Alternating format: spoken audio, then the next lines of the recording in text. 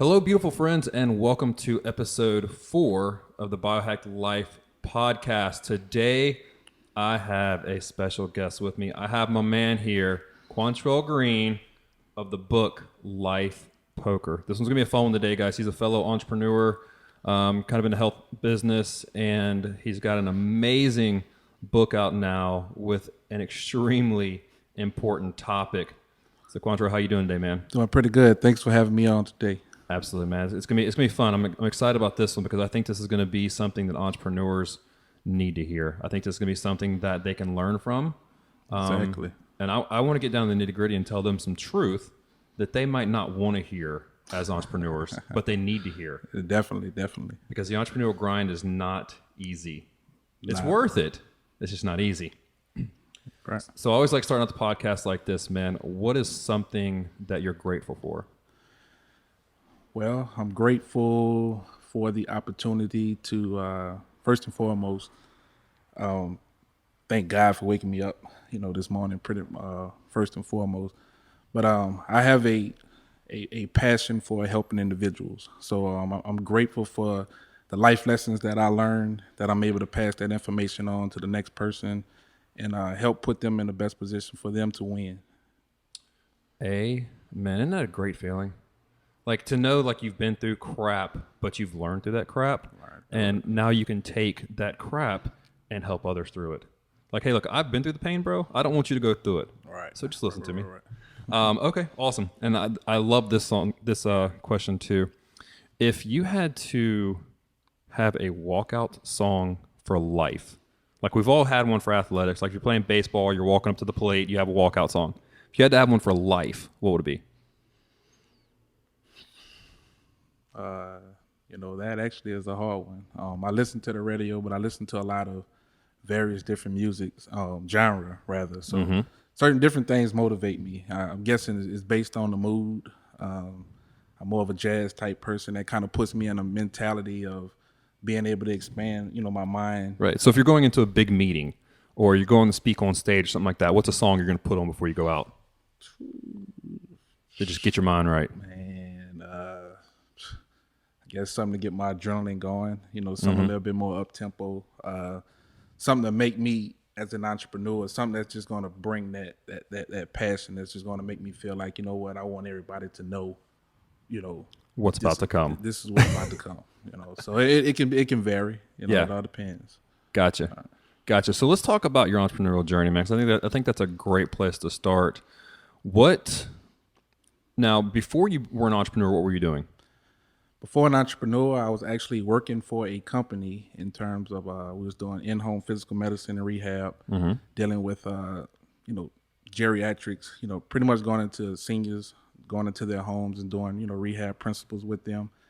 The guy that I worked for, the approach that I took with him, I utilized him as my business mentor. Right. Out of all of his employees, I've always been one that wanted more. I wanted to know how did this work. I wanted to know what do I need to do. So he kind of put me in a mindset in terms of investing, in terms of really paying attention, how to run a business and how to run a business. So I took those valuable lessons. About 2004, I just started. One day I woke up, I started working on a business plan, and it took me about 2 years to complete, dealing with the setbacks with the hurricane and everything. Right. But I stuck with it. I stayed writing. I stayed tweaking it, and I kind of used that as a blueprint to kind of catapult me to where I am today. So I think this is a pretty common theme, and I think a lot of people have gone through this.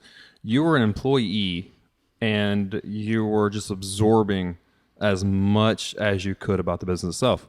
And then one day you kind of wake up and say, I might have a better mousetrap. And is that what kind of like your entrepreneurial efforts from there? Was it kind of like, I can do this better, or I can do this different? Or what were you thinking? Like that kind of, what was the mind shift change to go from employee to entrepreneur? Well, as a kid, like I said, I always wanted more. I always had an ambitious mind. But 2004, the light bulb turned on for me. I saw a sign one day, and that sign stated, there are 3 types of people in this life, in this world. There's those who make things happen, those are there who watch things happen, and then there's those who wonder what happened. So at that moment, that was pretty much a defining moment in my life. So Love I it. went back and I did a self reevaluation actually at that moment. And I realized that 50% of the time I was a person who was making things happen. But then another 50%, I was one who was watching what would happen. So from that moment on, I decided that, you know what, I'm going to make stuff happen 100% of the time. I love it. I love it. You kind of just grab destiny by the horn and said, let's go do let's go do the damn thing. That's what you have to do. So how did you transition from being an employee to an entrepreneur? Well, So I think this is important because I think a lot of people are in that place where they're working a job for someone and they have that entrepreneur itch. They're kind of stuck on how to make that transition. How did you do it? well, first off, by faith. I tell people all the time, I think I mentioned in the book that, you know, how would you ever know if you'll be able to fly if you don't jump out there and spread your wings? And I think it's just, you know, when you want something and you're passionate about something, you'll do whatever it takes to make it work. Right. And at that time, I was 100% vested in what I was doing. So at that moment, it was like, you know, this is a no fail situation. You know, so I worked hard up until this point. I have a goal. I'm on a mission, and I'm going to get that. I love it. I love it. So did you like have money saved up or did you just, say, I'm going to go make it happen? Did you take a business loan? How did you actually what are the nuts and screws of actually jumping in? Well, like I said, referencing back to my business mentor, he kind of put me in terms of, he put me on to investing, like a Roth IRA. We had a 401k. Right. And he pulled me to the side one day and he was just like, look, you're young, you're 24, your mindset is what my mindset was at the age of 31 when I first started my business. So you're way ahead of the curve. And then he made a reference to me. He said, look, I pay you well enough for you to be throwing your money and just blowing it. So I started just dumping money into my IRA, in my 401k. A short 2.5 years later, when his company fizzled out, I was just sitting there with, a substantial amount of money. So I just went and got another loan. I just jumped out there and just said, you know what, it's do or die. So I love it. You just jumped in the deep end. Just jumped in. That's what I did too. I just jumped in the deep end. Actually, for me, so when I published my book, I got fired for publishing my book. And I was thrown in the deep end. And I could have either went back to corporate America and just grabbed a life raft, or I could have learned how to swim. And I'm like, you know what? I just freaking published a book. That's a little bit of momentum. Let's ride this wave and let's learn how to swim. So you started your business, and just real quick, tell people what kind of business you started. I started an adult daycare and home health business. I did, working with seniors early on in my career. I developed a real passion for, working with the elderly, dementia, Alzheimer's related. Then I did my due diligence and I found that nobody was in this particular area, doing adult daycare. So Right. I jumped out there. And one thing about entrepreneurship, it is very, very important that, not only networking with individuals, but making sure that you don't burn any bridges. Exactly. With individuals. I mean, I started my business in 2007, but I was able to reach back for networks and contacts that I had at an externship way back in 2002 that kind of, pointed me in the right direction. So I think it's very important that, moving forward, you don't burn these bridges and you keep these, these connections with people, because you never know, who may help you, from who you've helped in the past. 100%. I actually really, really agree with that. From everything that I've ever done in my life, every success I've ever been able to achieve has been the product of relationships. And so many people, they go into entrepreneurship with the wrong mindset. They're just like, I got to make money. I got to grind. I got to increase my revenue. I've got to increase my bottom line. That's just what I got to do, no matter what I have to do to get there. But they don't realize the long game. They're looking at the short game. They're looking at, I've got to hit my break even as soon as possible, so I've got to go grind. And in entrepreneurship world, if you want a sustainable business and you want to be in this game for the long run, relationships are vital, man. They're key. And anything I've ever done, it's been because of relationships that you're right, I haven't burned bridges. There's been opportunities where I could have made money and burned a bridge, but I chose to keep that relationship strong. Exactly. And like with me, I'm always the type of individual I am. I love helping individuals. Because if I play it forward, then it's just like planting a seed. If I can plant a seed in someone and continue to cultivate and water that seed, sooner or later when that plant produces, that person is gonna come back full circle and feel like, what, you were there when I didn't have anything and this, that, and other. So My boy deserves a little fruit. yeah. I love it. I love it. And I've actually I've been to that business. It's an amazing business, and it had a great energy in there. There's always happy people around, and I love the fact you pointed out too. You found a niche in the market that wasn't being served. Because a lot of entrepreneurs, they always jump on the next hot thing instead of looking at, okay, what market's not being served right now. And the beautiful thing about what you found was you found a growing market and a niche inside of that growing market that was not being served, and you created a business around that. Yep. And like I said, and just to add on, I mean, you have to have passion. I tell people all the time, as an entrepreneur, chase the passion. Don't chase the money. If you chase the passion, the money will come. Right. I tell my students, I teach a marketing class, and I tell my students all the time about the 80-20 rule.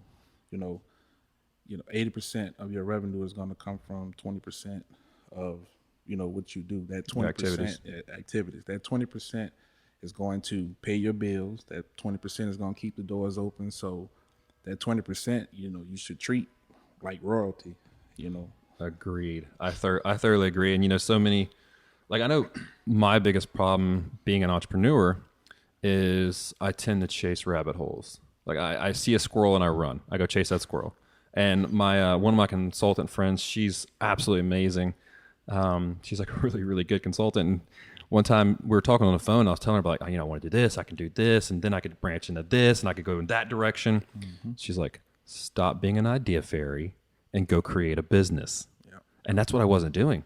I was spread so thin with my effort, doing so many different little things that I didn't go all in on one business, so I could do all the rest of those things.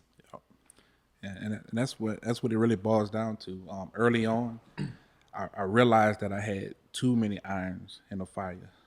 I saw that, what, I can do adult daycare, and then, I needed to diversify. So I bought in, home health, which kind of went hand in hand. But then I started being ambitious, like, what, I can do this and I can do that, and I can combine this and I can create this. And it got to a point where I realized that, and this is very important, I realized that I was too busy working in the business than working on the business. Ooh, love that point. So that becomes, you become overwhelmed. You almost go back to being an employee instead of an employer. Right, and not having the right people around you, not having people, because one thing about employees is that people don't see your vision. They don't see, like you mentioned earlier, they don't see the end game, but you do. But you have to surround your people with like attainment that's going to support your vision. That's just like any CEO. I hire a CFO, I hire a COO. So you pay those people well that specialize in what they do. Right. So, All right. So before we actually started recording, we were talking about kind of, I've recorded a couple podcasts this week, and this seems to be a common theme with people in the health world, entrepreneurs, just anybody trying to do anything special in life. Commitment. Yep. I want you to talk about what kind of commitment it takes to be an entrepreneur, because I have my war stories where I've done some absolutely crazy things that I shouldn't have done because I was on my mission, I was on my purpose, and there was nothing going to stop me. So talk about what kind of commitment it takes. Well, in reference to commitment, I would say, to be successful, once again, I use an acronym in the book called ACT. All right. So first of all, you have to aspire. So you have to aspire to be great. It's okay. There's a difference between having dreams, and aspirations. Aspirations kind of put you in a position to where you want to go get this and you want to do this. And then the second thing, the C stands for courage. You can't be afraid. You can't step out there and be like, no, I think I'm gonna just stay here to this and that. And then a lot of times it's all about timing. So when that time presents itself, you have to be able to seize the moment. So to put those three in perspective, it all started back for me in 2004 in terms of having aspirations to really do what I want to do. I knew I wanted to have my own business. All right. And then the courage aspect came in that, you know what, if I don't do this, it's going to forever be a dream. Right. So I don't want to have that coulda, woulda, shoulda blues type ordeal. And then from a timing perspective, it was just like, there was some challenges and some hurdles along the way. So when I saw an opportunity, I just took it. I jumped out there and I doubled down. I put everything that I had into it, and it was either do or die at that particular point. So I found a building. I put a lot of money into the building, just to try to make it nice and this Right. and that. So that whole entire first year, and originally I'm born and raised in New Orleans. So at this particular time, I didn't have any family here except one daughter, about a 1-2 year old. And what I decided to do at that particular time was I actually slept in the building the whole entire first year. Say that one more time for people. I want them to hear this. This is what I'm talking about, commitment, people. A lot of people have a real soft-hearted commitment when it comes to achieving a dream. Say that one more time so people hear that clearly. I actually slept in the building. I love it. I slept on the couch. I had an old massage table. I slept on a massage table. I actually joined the gym to not just to work out, but just to really take a shower. Take a shower. Yeah. Take a shower. And, and I rarely tell that story. A lot of people don't really understand the grind. People have asked me before, just like, well, how did you get to where you were? And I can be like, well, let me tell you a story. And then they'll be like, yeah, but how did you get to where you were? And I'm like, you really just didn't hear, what it took for me to get to where I needed to be. Because most people, like, let's be real, most people are not willing to go to that depth to make their dreams happen. No. I have so many people that I try to work with and I try to do something special with. And they're like, man, I'm all in. I'm ready to do this. Like, let's go do something special. But then while I'm that committed, the first sign of adversity, they're running. Oh, yeah. Or, excuse me, they're not running. They take their cell phone and they throw it in another room so they don't have to return more phone calls. Yeah. Because it's hard now and they don't think they can do it. So they don't want to talk to you anymore because they're scared. At that point going through, I can actually say a part of me felt like I was actually homeless. I was homeless with a business, and I've been there. As crazy as it sounds, but I felt like I was homeless with a business and I was making things work, but then it was like, you know what, just stick with it. And there were times where I felt like, what are you doing? There was times where I felt like, I wanted to give up on it, but I felt like, you know what, you started this journey. Let's finish this journey and let's go be great and let's do what we have to do. So I think what's important in pointing out there is you made a commitment to yourself. You didn't make a commitment to repay a business loan. You didn't make a commitment to the business itself. You made a commitment to yourself and said, hey, I said I'm going to do this. I told myself I'm going to do this and I'm going to finish what I started. That's a beautiful thing. Yep. Finishing what you start, because most people aren't willing to do that. No. Definitely not. And like I told you, and the big part of it is you have to surround yourself with people of like attainment. It's far too many times where you have an idea and, soon as, adversity hits, you have all these naysayers say, well, why are you doing that? Or you shouldn't have done that and this and that. And it's easy to allow doubt, to kind of creep in and then you start feeling like, you know what, maybe they was right and you have to back away. You have to face adversity in the face and you have to just keep moving. You have to push through it. Right. So, okay, during your entrepreneurial journey, what was the biggest lesson you learned? One of the biggest lessons I learned is, again, relationships first and foremost. That's very, very important. I was just telling a friend of mine the other day that when I first started off, I couldn't go to, my family and say, what do you think about this idea? What about this? Because they didn't have any experience in starting a business. So I had to learn these life lessons on my own. And one thing I started doing is I started reaching out to people as mentors, and I started really understanding, what it took in order to be successful. So I just being passionate, about what you want to do, staying committed, Perseverance. That's always a big one. I mean, like I said, I tell a story all the time. When you are walking on this path of life, you have an end goal in mind, and then you're gonna have some hurdles and some obstacles, that come up. But then, if you really look on the side of the road, on one side of the road is going to be, a fantasy world, and then the other side of the road is going to be, reality. And you can get discouraged about some of the hurdles, some of the naysayers, some of the negative people, and this and that. And you can take a break on the side of the road in fantasy land and feel like, you know what, I'm gonna get there eventually, this and that. But then on the other side of the road, reality gonna slap you in the face. Always does. So you gotta push through adversity, and you gotta do what you gotta do. I love it. It's so true. I mean, you know, uh, and this is kind of the next point I want to talk to you about. When it comes to being an entrepreneur, there's that grind time where you're in a dark tunnel and there's maybe like a pinhole of light on the other side of the tunnel. Like you have your vision in your head, but you're so in depth in the grind that's all you're thinking about. All you're thinking about is, okay, I got to wake up tomorrow. I got this, and this appointment. I got to take care of this, and my to-do list. Like you're just deep in the grind, and you're not like, yeah, you have your vision, but really you just concentrated on just that daily grind. But what I want to ask you about, because I think this is a big one for entrepreneurs, and it's really hard to describe. So I want to see how you do it.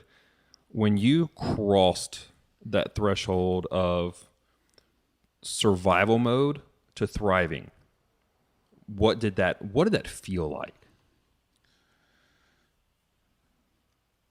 To answer that, let me go back and say this. All right. So in that grind mode, not only the first year that I slept in the business, but in order to survive, I actually worked 3 jobs, 7 days a week, 12 to 16-hour days to do what I needed to do because I was determined. Right. And these other jobs, it was, that paid my bills, but I did what I had to do to make sure that this business thrived and then that it was sustainable. So when I got to that, I mean, I started my business in '07. I didn't even break even until 2010. So you think about a 3-year period where, you got all of this money and this time that's invested, and it's like, I'm not seeing a return, Right. this and that. So when I finally got to that threshold, you know, it was okay. It was a sense of validation that, I got to a certain point, but now I can't take my foot off the gas. So I got to keep pushing because I want this to grow, bigger and greater. So, I think that's definitely an important point to make is with entrepreneurialism, if you have an end goal, you really are screwing yourself in the process. I mean, you should have these little bitty goals, but to me, I feel like if you have this goal in entrepreneurism and you hit that goal, well, then you're like, okay, now what do I do? So if you just have like these little micro goals leading up to a vision, I think at that point you have the opportunity for unlimited growth. Like with you hit your goal of becoming a profitable business, but it's still you had your bigger vision out there of I got to keep going. Like I want more than this. I don't want to just become profitable. Like that's cool, and I love having this weight off my back, but there's so much more I can do, and I can keep pushing, and I can keep becoming better, and I can fine tune my business, and there's so many more goals I want to hit. yeah. And I think, I tell people a lot, if you're doing the same thing next year around this time that you're doing right now, you're not growing No. at all. So you're just stagnant in the water. But from a business perspective, it's always it's kind of like that mentality of you always looking over your shoulder, you know. So with me, I wanted to not only have a great business, I wanted to be, an influencer. I wanted to. I was so passionate about. I sit up at night now, 3 or 4 o'clock in the morning, and just laugh at all the times that with the clients that I had. I had a 93-year-old guy that was just like one of the funniest people I ever met in my life. Right. I had a 100-year-old ex-teacher. When I'm talking about her writing was, extraordinary. If I didn't know any better, I would ask her to write a paper for me. Right. If I was in school or anything. So I cherish those moments, but those moments pushed me to want to do things even greater. Yeah. So what I decided to do is that, like I said, you always got to have goals. People tell me all the time, you successful in this and that. you know, that's what you see on the exterior, but on the interior, you know, although I've been successful, it's just a goal or a benchmark that I've reached. I'm Right. always aspiring to be great. I'm always shooting for the stars. Yeah, and I think, it's being in that growth mindset that so many people need to be in, and it's funny you bring that up because just this morning, I was watching a video by Kevin Gates, and every once in a while he would go back to the hood, and the guys in the hood would be like, "Gates, don't change, man, don't change," and he's looking at him like, "How ignorant do you think I am? Hell yeah, I'm gonna change. Right. I'm not that guy. If I have to be somewhere where I have to carry a gun with me, I don't need to be there." I'm going to change. I'm going to evolve. And if I'm not changing, like, that's the problem. Yeah. When people are not changing, that's the people that have a problem. Yep. And he was just talking about it. And I was like, man, that's so true. Like, because everybody says, like, when you're an entrepreneur and you're finding success, like, man, stay humble, don't change. Well, when people tell me you've changed, like, I know in my heart what they're saying. And I'm like, thank you. I appreciate that. Of course I've changed. I don't want to be the same person I was last year. Yeah, you I want to be a better version of myself. That's the key. You need to be a better version. I mean, it's okay to, to reach back and encourage people. And do you have things, to. But I'm like this. When are you gonna stop digging a hole for yourself, and when are you gonna start coming up with solutions to come out of that hole? And until you figure that out, I'm just going to, if I reach down to help you up, and you feel like you want to stay there, then what I'm going to do from that particular point is I'm going to step over, I'm going to keep moving, and I'm going to lead by example.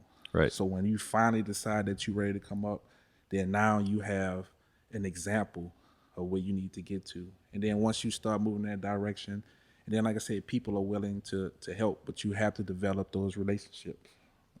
I think the key to developing those relationships is showing people you're willing to work, showing people that commitment we talk about. Some of the relationships I have in my life now, like my like main mentor, I call him my big brother, my coach in my life. He always was there to help me. Like, he's like, yeah, man, I'll give you advice. Like, I'm here to help you. He didn't actually start helping me until I started helping myself, until I showed him my level of commitment, my level of work. And I call him coach for a reason. I mean, we have football backgrounds. Our coach would give us a play, and we'd go run the play. Yep. Don't ask questions. If your coach tells you to go run 10 gassers, you're going to go run 10 gassers. If he tells you to run the dive 10 times in a row, you're going to run the dive 10 times in a row.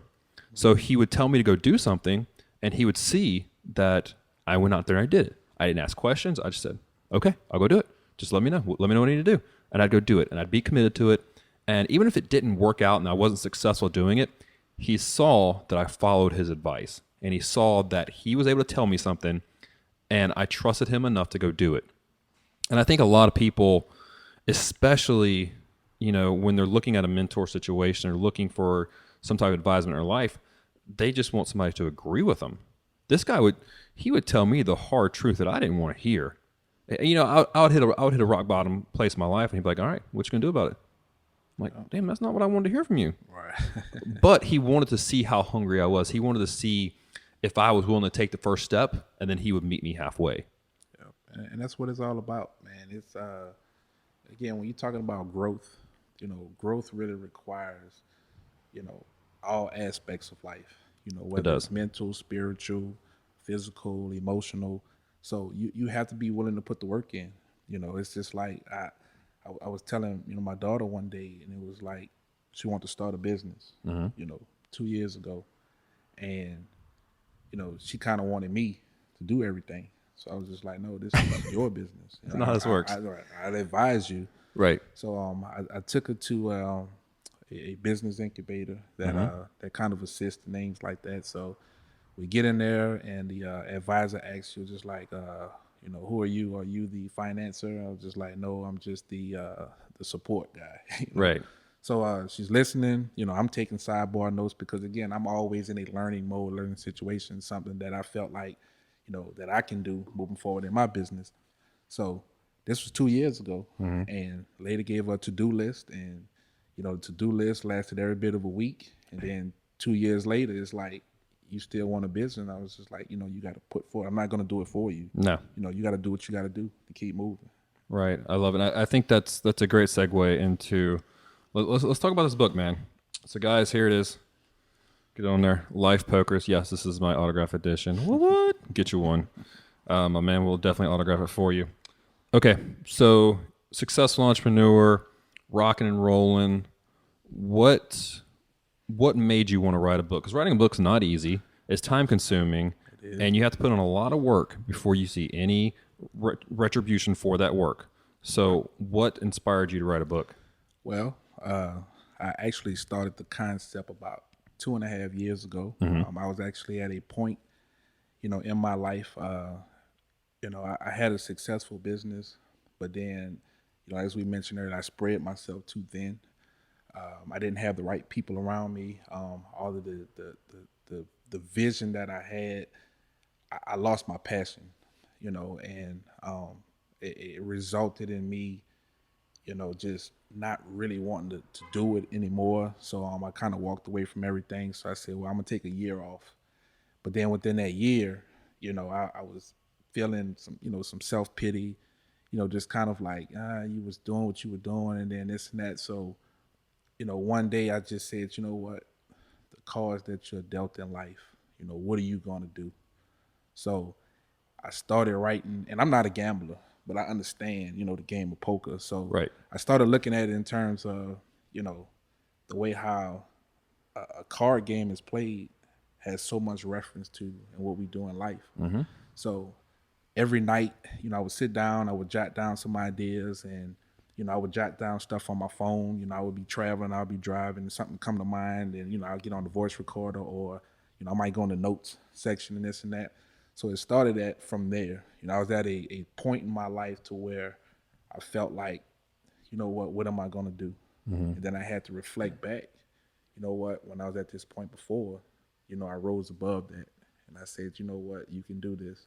So took the year off, but then when that year I started writing, and I really didn't know how to bring it, make it all come full circle. Right. So I bumped into a good friend of mine. He had his own production studio, so we found ourselves trying to motivate another guy to, with his motivational brand. So I said, you know what, one day, look, I got this idea. It's called Life Poker. I just really want to be motivating to other, uplifting to other individuals. And I've always taught, at a college, on the college level, and I was able to really inspire people, and I was able to really touch people's lives, and then things that they were going through, and then I realized, you're going through the same thing, the same stuff. So what happened was is that I got in front of the camera, and it started there. And then we kind of ran into conflict of scheduling and things. So I continued to write. And, there was nights where I would, stay up late writing. And then there were days where I had a mental block, and I felt like I needed to surround myself, with people who could, I can have a conversation, an intellectual conversation with. And I think that's one of the things that really stimulates me as an individual is intellect. So really just dealing with people, and realizing that, what, there's a lot of people that are broken. There's a lot of families that's broken. And the stories that I've heard from people, and some personal experiences that I've dealt with, I felt like, what, I need to help people, or Right. I felt like I need to tell my story in the sense of, what, you can do this. I was there, this is what I was able to do. So, you can do the same thing. And I found that reading motivational books, it teaches you how to deal with other people in other situations. My primary focus I wanted to deal with self accountability, because that's really where it all starts from. It's easy for me to point the finger, but if I go here to this job, or I deal with this group of people, and everybody, and I'm constantly saying, well, I don't like how they do this and I don't like how they do that, then you got to look yourself in the mirror. Maybe you might be that common denominator that, that has this negative attitude and this and that. So I kind of want people to take a self evaluation of themselves, and then understand who you are, what you want to do, and then move forward. I actually posted on my Instagram about a month ago. If all your relationships stink, maybe you smell like crap. Because if you're around all these people and everyone around you is negative and everyone around you is hurting you and you're the victim, blah blah blah, you hear it all the time. Well, maybe you're the problem. Like, have you ever thought about that? If everything around you is negative, maybe you're the problem. Yep. And most of the time it is, because what I love about the concept of this book is making the best decision with the cards you've been dealt. Well, if you're in a negative situation, there's your hand of cards. How are you going to play it? Yep. And let's talk a little bit more, because I think this is a big one that you understand, I understand, and I want to help other people understand personal accountability. Let's talk about that, because that's basically what life poker is. Life poker is, hey, here's your deck of cards. Here's your cards you've been dealt. Now, are you going to be personally accountable for that deck of cards and make the best out of it? Yep. I look at it like this. And I'm pretty sure you've, anybody out here listening that's been in this situation before. You wake up one morning and in your mind you say, you know what, you don't really feel like getting up, and you may say, well, I'm not gonna have a good day. I'm gonna have a bad day today. Man, that's once a week. Yeah, but think about it. You never even got out of the bed, so how do you know that you're gonna have a bad day? Right. And then what follows that? You start to have things not going right and this and that, but then you got to take a step back, and then you have to really start to shift your mindset and thinking along in the positive line. So when you dealt these cards every day, are you gonna fold? You gonna get a new hand, or you gonna throw away this, throw away that, and then build a new hand? So again, with personal accountability, it's all in what you want in life and how you're going to go about doing it. Right. And I think the flip side of personal accountability is understanding the consequences of your actions. Definitely. Talk about that. Understanding the consequences of your actions. From an entrepreneur standpoint, what I tell people now, what I've learned from my first business is, first and foremost, no one understands your vision. No one sees your vision. There were times where I couldn't even take an hour break just to kind of get away without something, going wrong and this and that. So what I decided to do was moving forward, like this point in my life right now, if you don't add any value, to me as an individual, if you don't add any value to this business, if you're running around, stop chasing things that have no substance, right, and add things of value in your life. So me at this particular point, anybody that I deal with or anything that I'm got my hands into, I'm bringing on people that adds value to that. And I think that's an important characteristic in terms of personal accountability. I thoroughly agree. That's been one of the biggest things that has been freeing for me in the last, I would say, really year. I've been trying to do it for a few years, but I've really almost gotten too efficient at it in the last year, which I don't mind. Is I tell everyone in my life, okay, I'm on this mission. I'm on this mission, and I know my purpose in life. Okay, this is where I'm going. This is where I'm at, and that's my railroad track. If you're going to be in my life, you're going to be on that railroad track too. Like, you don't have to be part of my business. You don't have to be like associated with anything I'm doing, but you better be adding value to my life, just like you said, in one way, shape, or another. The second you start trying to derail me from that purpose and that mission, I'm sorry, you're not going to be in my life anymore. And it's cold, it's hard. I understand that, but the way that I rationalize it in my head is, in order for me to get where I want to be, and in order for me to make the impact and change I want to make in this world, I can't get slowed down. Like, it's not going to happen. If I keep letting people into my life slow me down, then eventually I'm going to be carrying a lot of excess weight that I don't need. And so many people have a hard time doing that because of that emotional attachment. I read actually some published peer-reviewed research last week on, it was the main reason why couples stay together in a broken relationship. And the reason was they didn't want to hurt the other person's feelings. I'm like, well, basically you're just sacrificing your own happiness and your own purpose and mission in life for someone else, for their purpose and happiness. I had to question myself, one time, a point in my life, and I think a lot of it had to deal with family values. Do I sacrifice or compromise personal happiness, for family values? And what I mean by that is, I feel like, I read once that, we're born to win but conditioned to lose. So Very true. That's very true from a very young age. yeah. So, and it's all in mindset, and it's all in how, we think, and I can agree with that 100%. It's like we look at things in terms of, just because someone is loyal, doesn't necessarily mean that that person is adding value, to your life, Right. and this and that. But at the end of the day, it's all about personal happiness.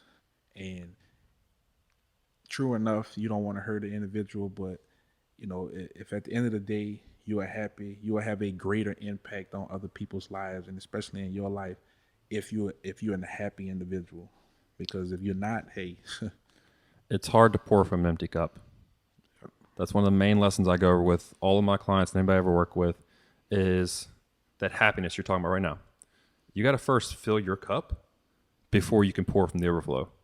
If you have people in your life that are constantly, I mean, I'm blunt, I call them energy vampires. But if you have people in your life that are always taking from your cup and it just starts draining your cup, I mean, I see it a lot in like the caretaker community. If you're taking care of an elderly parent, you're constantly giving to that elderly parent. You're constantly sacrificing everything in your life for that parent. And you're just dog tired. You're wasted. You have no energy left for anything involving yourself. And you just get burnt out. Mm-hmm. And what it does is it literally starts shortening your life because the cortisol levels are raised and it's just taking its toll on you. But you got to take time for yourself. You got to have your own personal happiness because energy is a real thing that scientists now can actually measure it on fMRI machines. They can measure the energy flow between two people. It's a real thing. And if you don't have any energy, how are you expecting to give energy? You're right. Absolutely, man. And, like I said, I agree wholeheartedly. It's, what I've decided to do in my life, especially over this past 12 months, I have a goal and where I want to be at, in life. And regardless of who I'm dealing with, I made a pact with myself, say, you know what, I refuse to allow you to, waste unnecessary energy, where I could be, wasting time doing something again that has no substance, but what I can be doing over here, helping the masses and then helping people grow and then helping people understand who they are and then the impact that they can have on other people's lives.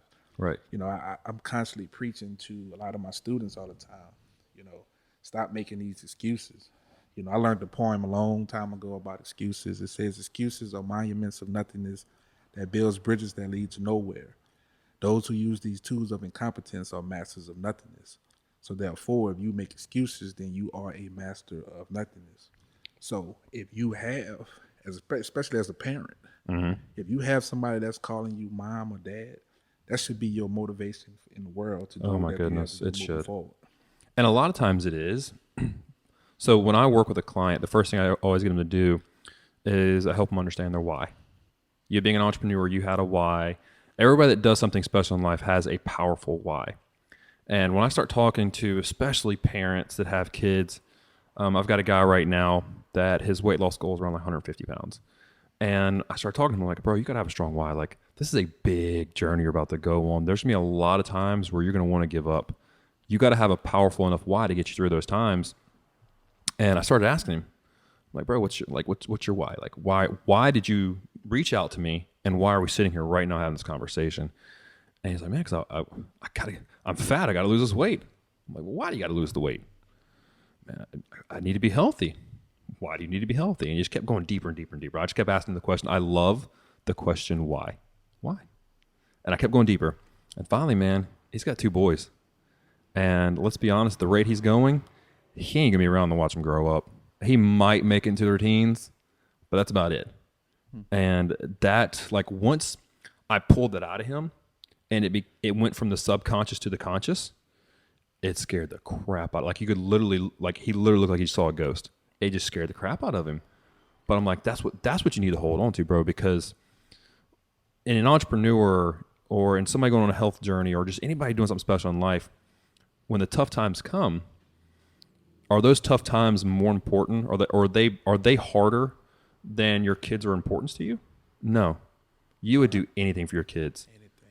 Anything. That's what you got to hold on to in those tough times. When you were sleeping on the massage table, you had a why in your head of why you were sleeping on that massage table. You're right. I had a 1-year-old at that time, and that changed my world. That changed my world in terms of, you know what, you have to do what you have to do in order to make sure that they're successful. Right. You have to teach them life lessons that they need to, learn. People tell me all the time, "Hey, you got beautiful daughters. You got to get those shotguns ready." And I'm just like, I understand that, but Right. I'm like, but I want to be able to teach them and put them in a mindset of, so if I'm not around, that what, they are intelligent enough to make the right decision. It's That's powerful, and I wish more parents thought like that. You hear so many parents say, "Do as I say, not as I do," but you're out there doing. yeah, You're out there leading by example. You're out there, and I just like one of my favorite things to say is you're out there being the light. You're being the light in your community. You're being the light where you're teaching in your business and for your kid, and I think that's one of the most important things people can do. Somebody asked me yesterday, like, what are your 3 biggest lessons in life? And then one of my biggest things I try to tell people is just that. Like, that's one of the biggest truths that I stand by is, in this dark world, people need light. In this hopeless world, people need light. And it's our job to go and do that. I don't care who you are, what background you come from. Your circumstances don't define who you are. Only you define who you are. And no matter what situation you're in, you have an opportunity to go be that light for those around you. And you're doing an amazing job of that. exactly. And to dive a little bit deeper into it, Please. I feel like, God puts certain people on this earth to be that light and to be that inspiration to other people. So, the conversations that me and you've had in the past, like, I respect wholeheartedly with the biohack life, and everything from a small concept that developed into, what it is. And you mentioned the other day about, building a tribe, Right. people. And ultimately, I feel like, as lights, we need to be those leaders. We need to be that inspiration to bring people together and, and get people to understand that, what, there is, your light is going to shine at the end of the tunnel. We just need to get you there and put you on the right path so you can move forward. Everyone has a story to tell. Everyone has an inspirational story that if they would just persevere, one of the lessons of your book, if they would just do like the lessons you have in this book, persevere and overcome and get past those struggles and come out the other side of that tunnel and see that light, at that point, there's so many people you can help. I told one guy the other day, I was like, bro, you need to start telling the story. Like, you need to start, like, he's in the middle of his journey through the tunnel, and he can't quite see that light at the end of the tunnel right now, but he's in the midst of it. I'm like, you need to start telling people like what you're going through right now, because there's so many other people that are dealing with the same thing. Whether it's just the struggles of wanting to give up, the struggles of waking up some days and not having motivation, and your discipline having to kick in where you're not motivated, like all these things he's going through right now. I'm like, bro, you just got to put that out there. There's people that need to hear this. And I think that is something, we talk about a lot. Anytime you write a book like this or come to a podcast, I mean, for you to open up about you sleeping at your place of business on a massage chair or on the couch, that takes vulnerability. And I think in order to be vulnerable, you have to have strength. And I think once you are vulnerable, to be able to do that in authenticity takes a tremendous amount of strength. And then with that vulnerability and strength, you know, you have to have humility. Right. You have to be able to accept humility with dignity, and if you can't do that, then first of all, the battle's already lost. You're not you don't really truly believe in yourself. So how can you expect someone else to really believe in you and believe what you're selling and what you're doing, and Right. this and that. So you have to have that sense of humility as well as strength and vulnerability. Like I said, there's gonna be times in your life where you feel, like you said, I can't do this, or question yourself, why should I continue to do this? And that's when the why comes into place. And once you identify that, then hey, the rest of it is easy. It's gonna require hard work, but it's easy to Right. get to where you're going. I agree. It's hard work, but since it's purposeful hard work and it's like aligning to your mission, it's hard work, but at the same time, like it's almost fun. Like there's been times where me and my business partner, we'll just go on the road and, we're speaking at different expos and in front of people and we're putting together events and we're going for like 3 or 4 days, hardly sleeping, just grabbing like, food at the gas station. Like we're just in grind mode. But the whole time we're doing it, we keep saying to each other, like, man, this is what we get to do for a living. Like we're grinding 15, 16 hours a day, sleeping wherever, driving all through the night. I mean, just doing what we need to do to make these things happen. And we look at each other like, man, like this is fun. We're so grateful and so thankful that we even get to do that. And it's an amazing experience. And I don't think a lot of people really understand what it's like to work your butt off for your purpose. And just to add to my personal story, working those 3 jobs, 7 days a week, 12 to 16-hour days. At 27, I felt like I still had a life. So I wanted to go out with my friends and hang out and this and that after I worked, a 12-hour shift. Right. And put the work in with my business. And in between those jobs, I might have gotten 3 or 4 hours of sleep at night, because when I got home or in the building, I'm constantly going through things. I'm like, you know what, it's something I'm not doing right, or something I'm not doing right. But then those statistics are in place for a reason. So once I was able to accept that, so going back to, hanging out with my friends and things like that, I worked at a behavioral hospital and I dealt with the kids. So I would have to be, at work from 7 a.m. to 7 p.m. But during that particular time, I never called in, because I knew that I had responsibility to be at that job for those kids. Now, I might have struggled the first couple hours, but I still did what I had to do, so I was committed. I was about to say that's commitment, and it's such a beautiful thing. All right, my man. So in the book Life Poker, what's the goal of the book? Like if a reader picks up this book after they finish reading it, what do you want the end goal to be? Well, the book, what I want the reader to establish, look at this book in terms of being a book, a guide, a guide of, life skills and life lessons. I don't want you to just pick the book up and read it. It's an easy read. It is. But I want you to get an understanding. At the end of each chapter, I have a set of challenges that I want you to do. But going back, referencing the Bible, and the Bible says, and all that, get a good understanding. So I want people to really look at this in terms of, okay, what does this mean? What am I doing? And everything may not apply to you, but take what applies to you and go make a better version of yourself. It's not Harry Potter. Don't read it just cover to cover. Actually implement it into your life. Learn the lessons that he's trying to teach you and apply them to your life. I think that's important. I mean, so many people, I know when I read a nonfiction book, I'm taking notes. I actually, like, it's almost like I call these like my textbooks for life.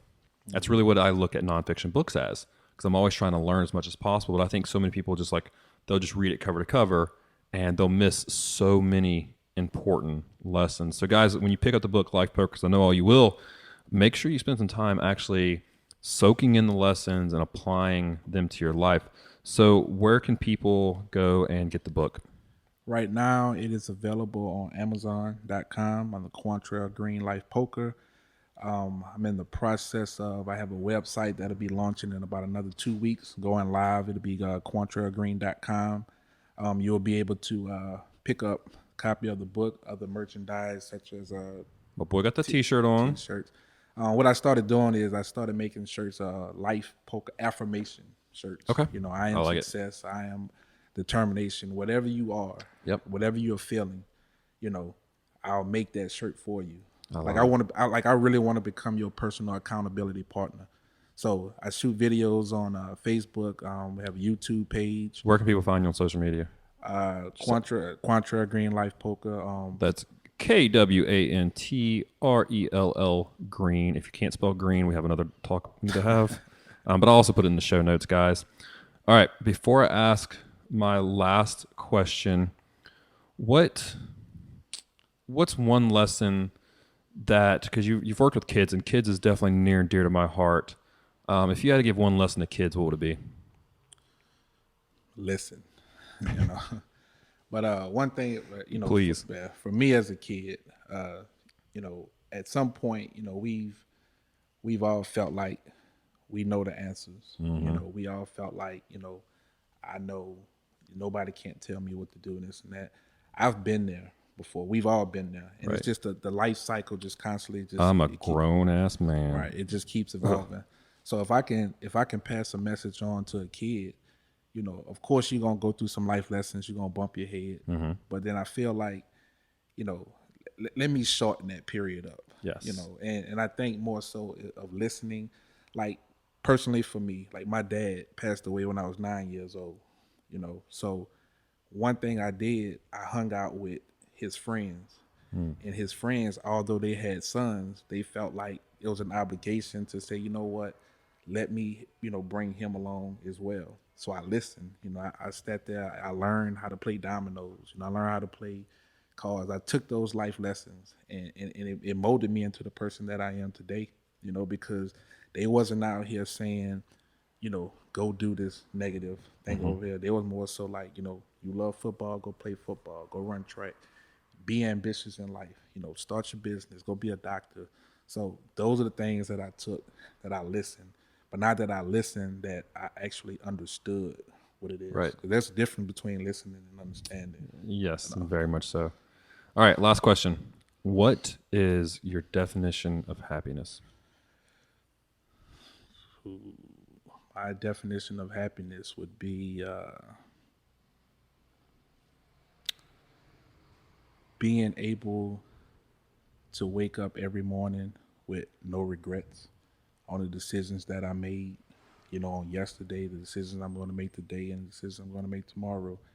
And if I can teach one, reach one, or really be impactful in somebody's life, then that puts a smile on my face every day, all day. I love it. That peaceful warrior. Yes, love it. All right, guys. Well, thank you so much for listening today. It's my man Kwantrell Green, guys. Everything to find out more about him and where to find his book will be in the show notes. But as always, please go and join the tribe on Facebook. That's where we're going to be posting everything to do with the podcast, along with, most important thing, the Rise Up Health Initiative, where we're asking you to please get involved in, where we're trying to promote mental health in these schools. So, guys, please like and subscribe the podcast. Share it with your friends. Let's create a tribe of people going out and changing the world. Love you guys. Thank you so much for listening. Bye, guys.